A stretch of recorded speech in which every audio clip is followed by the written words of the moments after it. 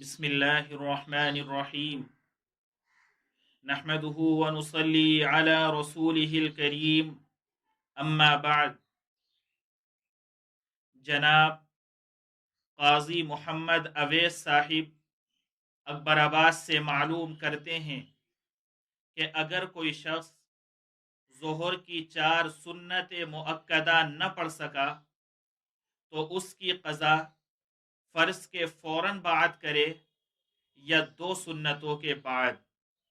باحوالہ جواب عنایت فرمائیں۔ تو اس کے جواب میں آپ کی خدمت میں دارالعلوم دیوبند کا فتویٰ پیش کرتا ہوں۔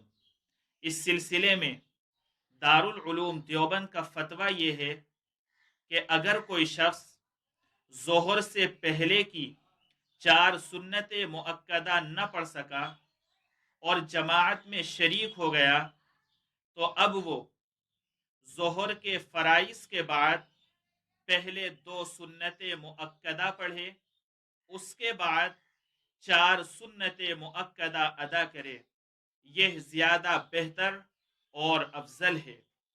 اخیر میں ناظرین کرام سے درخواست کرتا ہوں کہ اگر آپ کو بھی کوئی دینی و شرعی مسئلہ معلوم کرنا ہو تو آپ اپنا نام اور مکمل ایڈریس کے ساتھ ہمارے واٹس ایپ نمبر پر میسج کریں۔